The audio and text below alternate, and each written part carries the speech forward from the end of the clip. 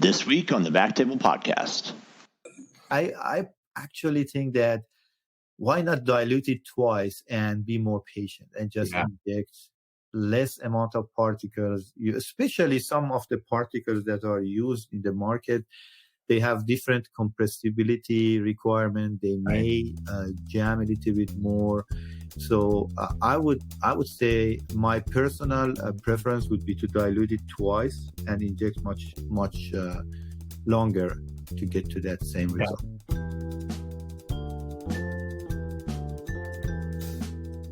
Hello, everyone, and welcome to the Backtable Podcast, your source for all things IR and endovascular. You can find all previous episodes of our podcast on iTunes, Spotify, and on backtable.com. Before we dive into our topic, let me first say a quick word from our sponsor, Gurbet. Gurbet is expanding further into the field of interventional radiology. Their innovative, secure, reflux-controlled microcatheter has microslits on the distal tip. Flow dynamic principles create a fluid barrier of filtered contrast media, helping reduce the risk of microsphere reflux and associated non-target embolization. Enable flow-directed embolization with Gurbet's secure microcatheter. Visit gurbet.com/USA for more information. And please let them know you heard about it on the Backtable Podcast. Today, we're going to be talking about genicular artery embolization, and I'm honored to welcome our guest, Dr. Jafar Golzarian from the University of Minnesota. Thank you for coming on and joining us today and taking the time to do this. Thank you so much, Aaron and Mike. It's a pleasure and honor to be here. And as I was saying earlier, congrats for starting this podcast project. I think it's a very, very useful tool for all of us, especially in the time of COVID where we have not much to do. So I think it's very helpful. Thank you. We're always looking for feedback and ways to do this better, but I can return those compliments to you because Guest has done an incredible job of maintaining this superb educational content during a global pandemic, and the online content especially has been incredible. I know I'm not alone in having watched a lot of the webinars, and in particular, I want to give a quick shout out to Helen Vo, who is just an amazing ambassador for your organization. What has it been like, planning everything during this? I mean, you guys have done an unbelievable job. Thank you so much. Yeah, I think we very early on, we realized that this is a good time for us to look at a way to keep the communication, especially at the beginning of this experience in March. So we had a lot of discussion with Mark and Helen, and actually John Kaufman was the one who helped us initiate that by saying, hey guys, don't you want to do something on COVID? And we said, yes, but not only COVID, we need to do much more. And you talked about Helen. We are really lucky to have Helen on board. We had a lot of discussion with Helen, and she joined us as an executive director of Guest last September. And she has been phenomenal in terms of organizing those webinars, and professionalism and hard work. It's just amazing how she was successful to get that to the next level. So, I think it was a whole teamwork, and we thought that there was a gap, and we tried to just be a little bit more active at the time where we were all at home and didn't know what to do. It's pretty remarkable. I mean, the Guest Meets virtual event, if I'm quoting this incorrectly, I think you had about 2,000 guests from over 100 countries, which is an incredible thing.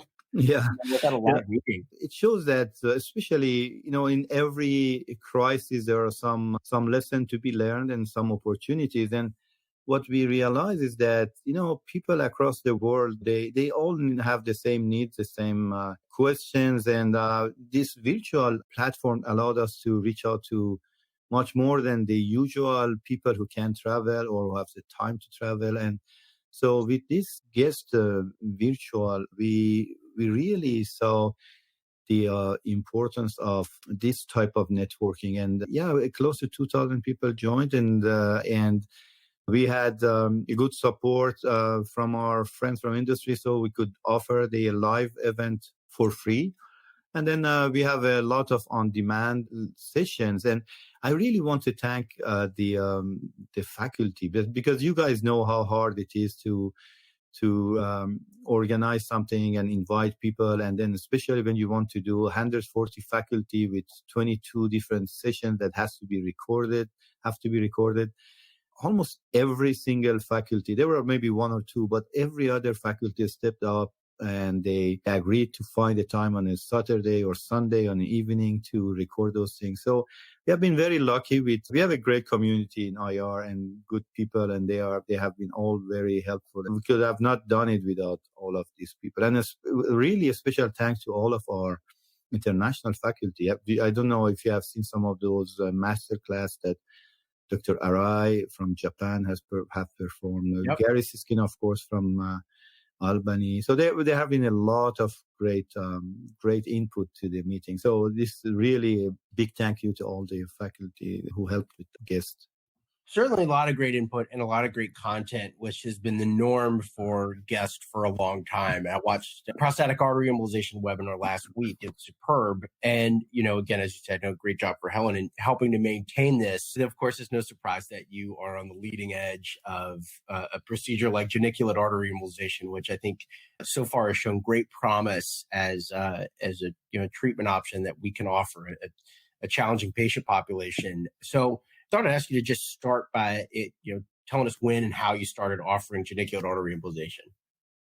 So for the hemarthrosis, we have had a few cases here and there, and so I started to talk to a couple of orthopedic surgeons, and just wondered what they do with this recurrence hemarthrosis in some of those patients post-knee surgery. And it happened that they were really, at that time, dealing with a few of those patients, didn't know what to do, and they were planning to redo surgery. And then they say, well, you know what?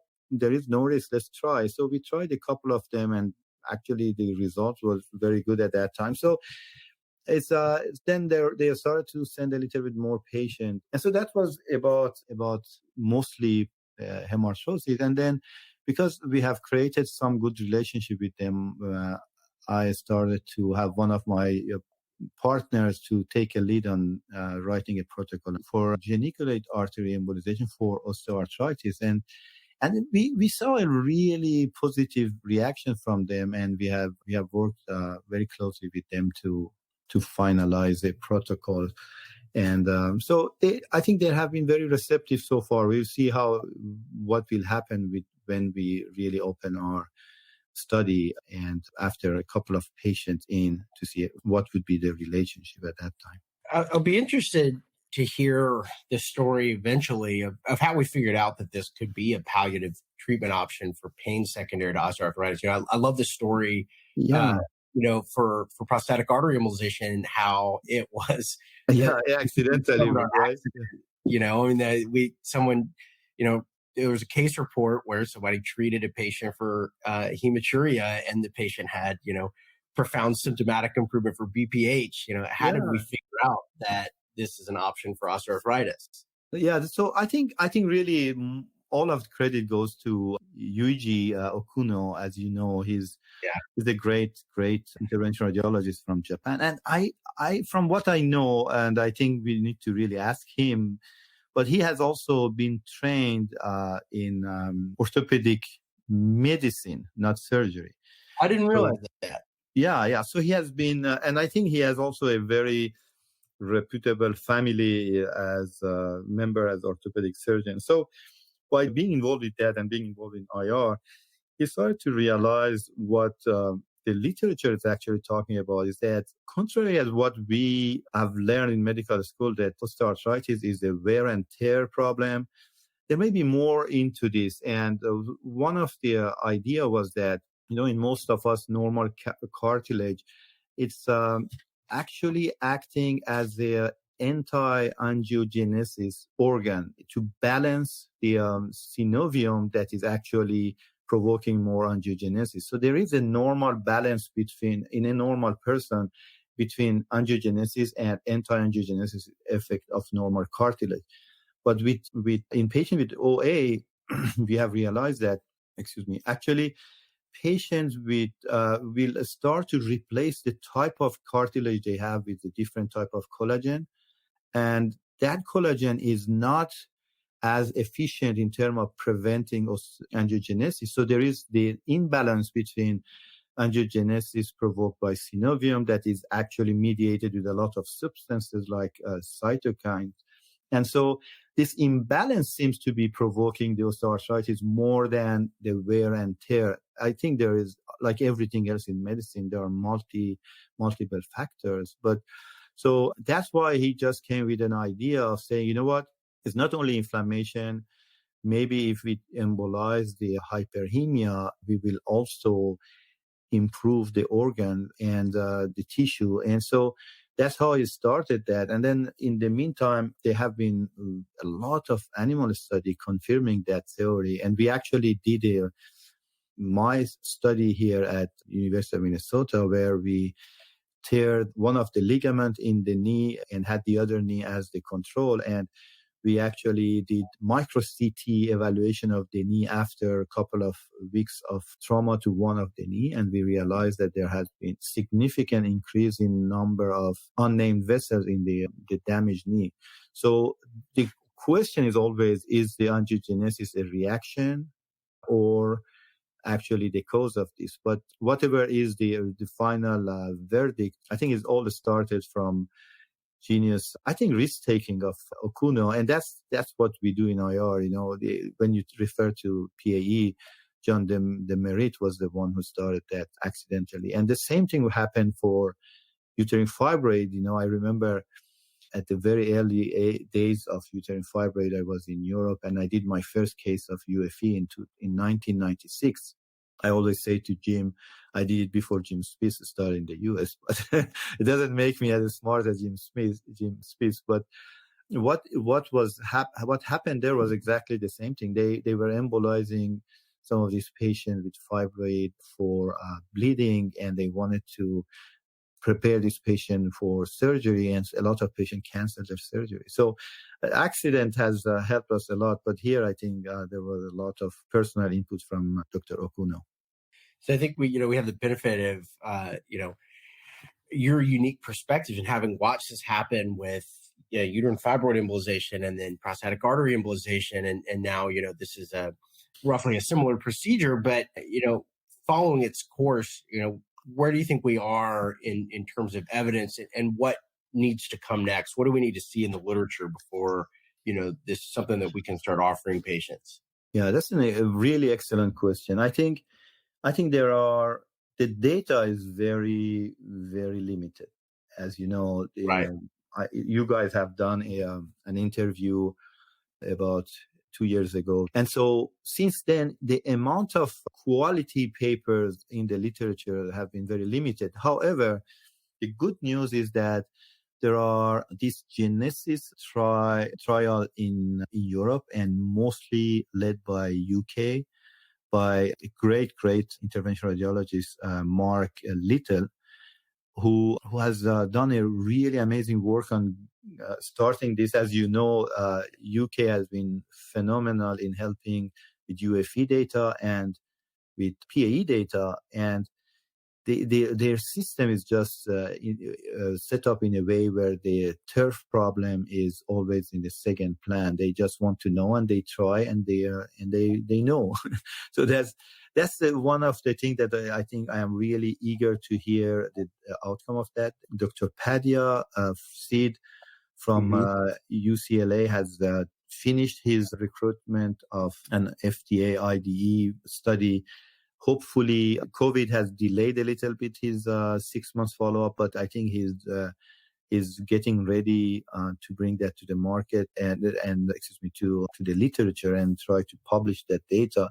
So I think what we need at this point, really what I said a couple of years ago to Sonny when he called me about what he wants to do, and I said, if we want to get involved with this, we need to look at it in a really purely academic approach, but we want to know if it works. And if it works, what are the ideal patients, and what are the patients that need alternative treatment? What are the complications? And to do that, we need a lot of good and healthy trials. And I think one other good thing is that Society of Interventional Radiology right now is putting a lot of effort, and I really want to congratulate what they are doing with the foundation. And they are actually having a very, very active group of people helping with some new studies.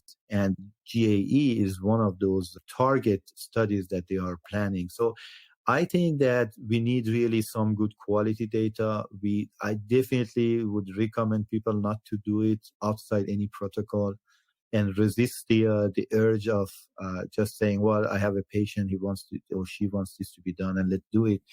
But I think with the preliminary result that I have seen and with the evaluation of the cause and benefits, I truly think that this is going to be an amazing area for IR in the future. But we just need to be patient. I think you're right. And, we talked about this before. One of the unique things about doing this as, palliative treatment options, you can compare this to fibroid embolization or prostatic artery embolization. Those are patients, we are positioned in direct competition to, urologists and OBGYNs in these patients, whereas patients with osteoarthritis are a challenging patient population for orthopedists and family practitioners and stuff like that. We would be helping them with the population that everyone has struggled with. And it's also a very interesting point you bring up, your conversation with Sunny and the other people that are doing this. Something I've always wondered, for something investigational like this, is there much collaboration between different institutions in planning these protocols? Because one of the arguments that was made against prostatic artery embolization, and particularly our data, was that early on, especially, there was just really so much heterogeneity in study design that it was really hard to get the signal from the noise. And I think that was one of the arguments that the urology community had made against PAE, is just that, the quality of data was relatively poor. So, when you're looking at your own trial, like, how are you basically setting this up in comparison to other trials in order to get the best quality data, but also to add something useful, in terms of basically what we're showing? Yeah, actually, Mike, this is an amazing, amazing question. And I think you are so right. And, this has always been my approach, is that I have done that with my PAE study and gastric embolization trial. We work on submitting a multidisciplinary protocol and run it by FDA. And if FDA approves it, we go through IRB. Now, I think I explained to you, but our IRB locally is extremely, extremely difficult. And so our protocol was approved by FDA more than a year ago, and we are still going back and forth with our IRB. Finally, they approved our protocol, but we have to send it back to FDA. But what I was going to get back to your point is that not only we have to do good studies, I think SIR and other institutions, even guest research committees, we are ready all to help to evaluate those protocols and make sure to make the good comments about how these protocols can be improved. But also, I think we have to be open to share those protocols with other centers. And my opinion has always been, let's do a study and just include 5-6 strong scientific divisions and we have a lot of those in this country and across the world. So include everybody, maybe have a central IRB and just do something multidisciplinary quickly with attention to the quality of the study and involve the other stakeholder. I think the PAE you mentioned is a very good example. It started with 2 groups that are outside the U.S., but their involvement of urologists at the beginning, at least for Portugal, I know it was not very ideal. And then in the U.S., there is a lot of problem in terms of recruiting patients because most patients prefer to go to minimally invasive if they know the risk and benefit. And so we have those challenges that didn't help with the PAE. I hope we can review that for genicular artery embolization in a more uniform and more collaborative approach. And I think that would be really the way to go forward. I agree. And I think, you make a great point. It is this procedure and with these patients, it is a very unique opportunity for us to offer something in a truly collaborative manner, much more so than we can with other procedures where, we're really placed in direct competition. So let's get into the procedure a little bit. I've actually only done this for hemarthrosis. Mm-hmm. And, one of the things I had struggled with is figuring out the best way to do it in terms of how many arteries to treat and to what degree. So, if you don't mind sharing this, how you're planning to do this in your own trial, what does the procedure look like for how you're planning to do it in your trial? Yeah. So there are two different ways of doing it, depending if we are talking about hemarthrosis or osteoarthritis.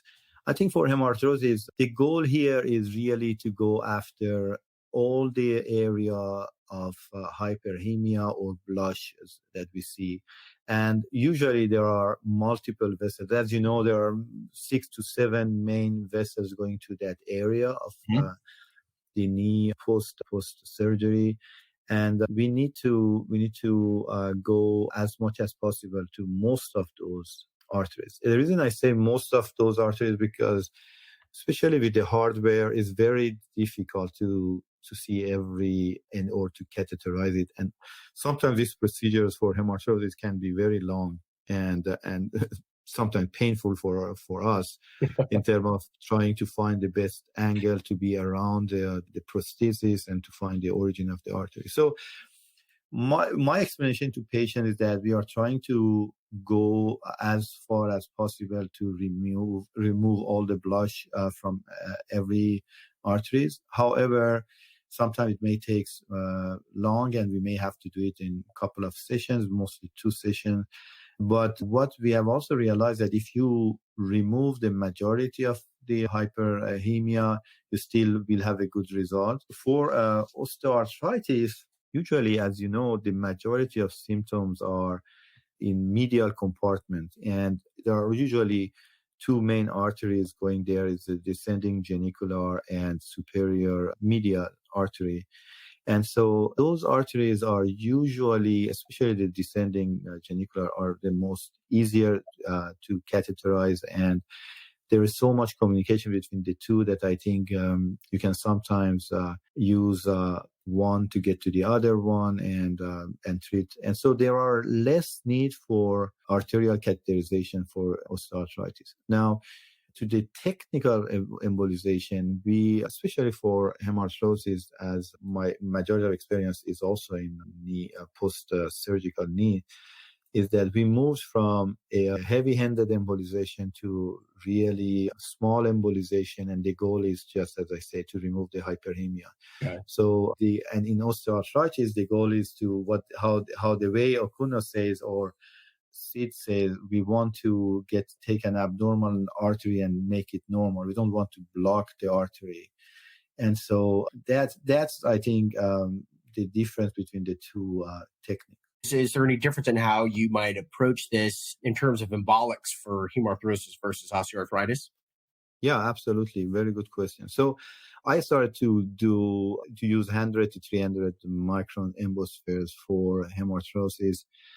But I realized that actually there is I had one case of skin changes. I would say it was not skin necrosis.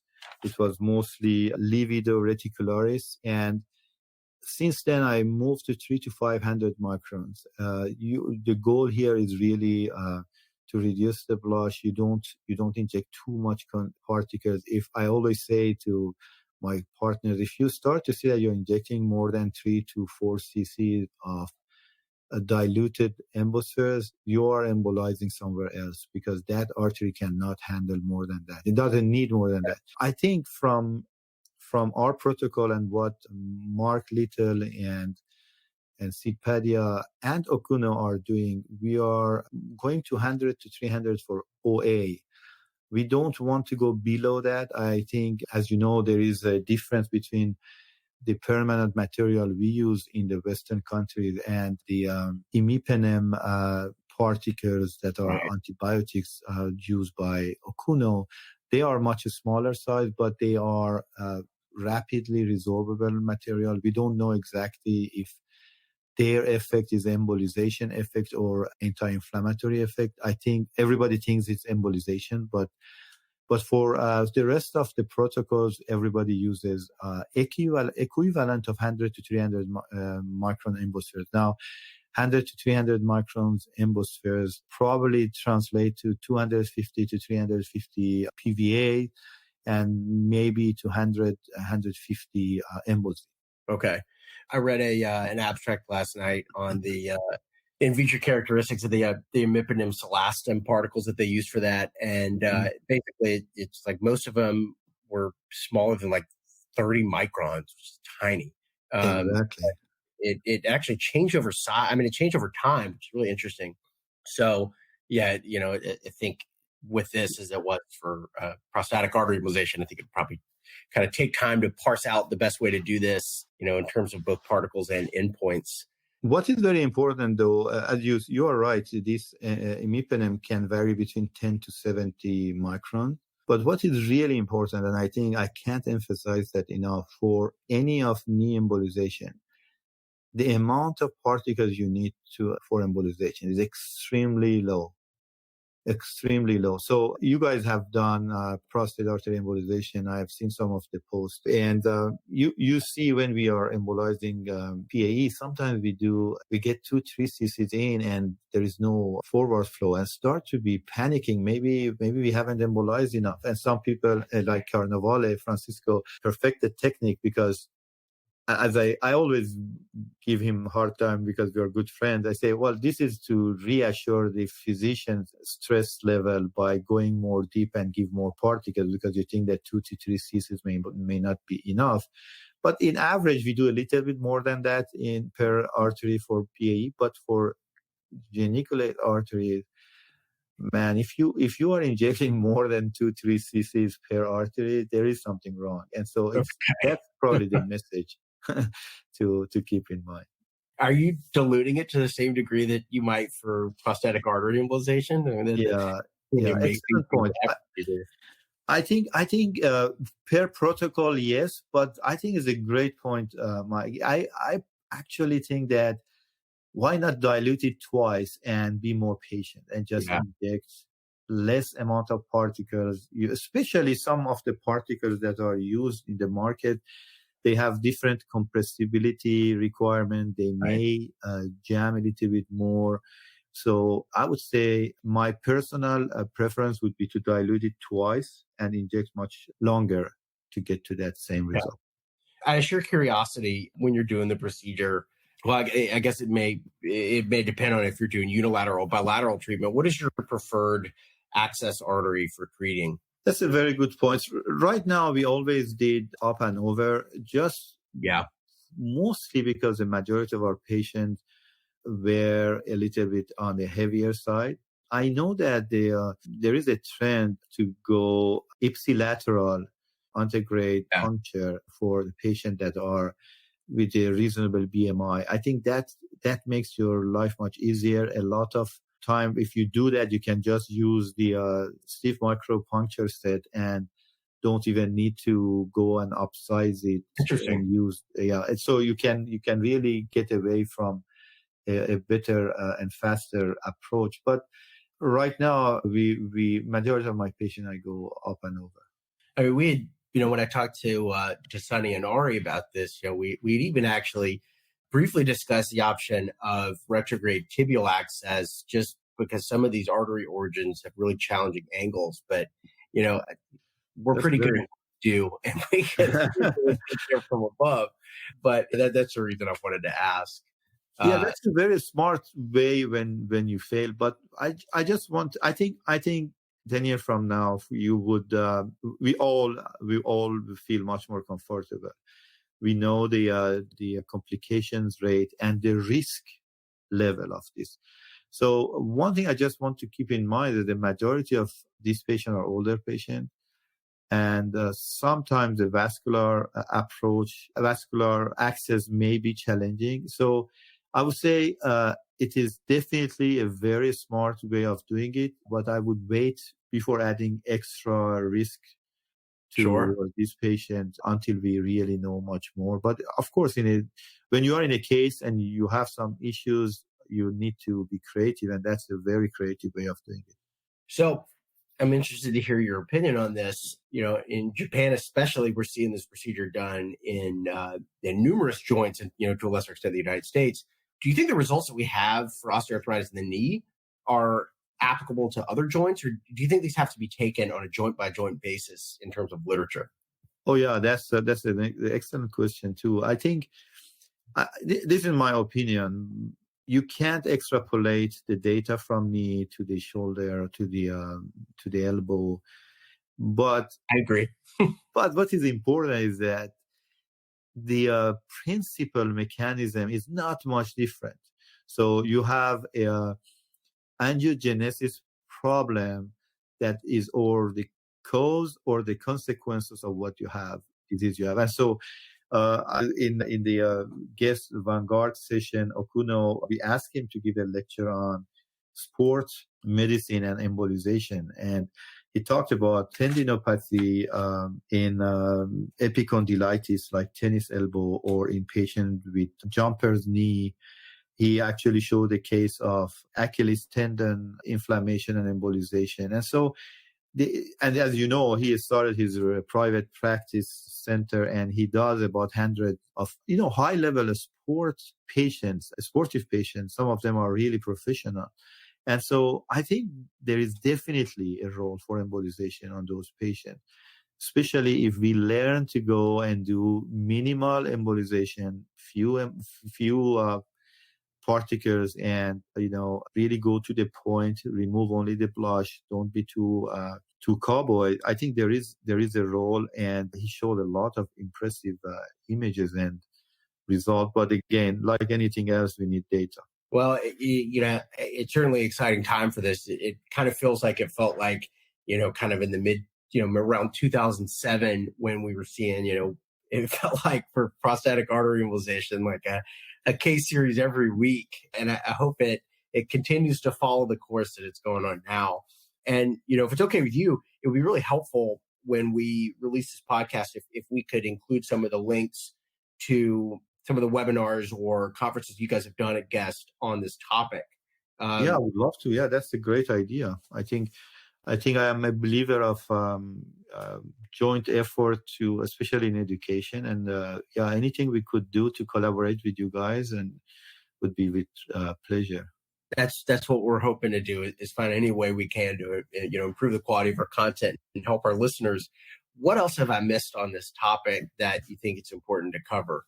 One thing is very important is the patient selection for mostly the osteoarthritis. And to your point, there are a group of patients that the orthopedic surgeons or rheumatologists, they don't have a lot of options. It's the mild to moderate OA patient. Usually they are getting conservative treatment, as you know, the usual ice packs and then pain meds, anti-inflammatory drugs, and HA joint injection. There are a couple of ideas, but there's really not much answer. So I think those are the group of patients we should target if we want to make a difference. And of course, patients with higher risk of surgical treatments, as is usually some of our patients are usually the most complicated patient for surgery. So those are some of the candidates for OA that we need to consider. Other than that, I think we covered most of the information, and I really look forward to see some of those trials coming out with good papers and get this started. So do I, and I eagerly wait the results of your own. We all in our community are, continue to be grateful for everything that's coming out of University of Minnesota, but everything also that's coming out of Guest. Thank you, as always, for your efforts. Thank you for taking the time to join us today. It was a real pleasure, and I congratulate you guys again for doing this. And thank you to all of our listeners, and wishing everybody a great rest of the weekend.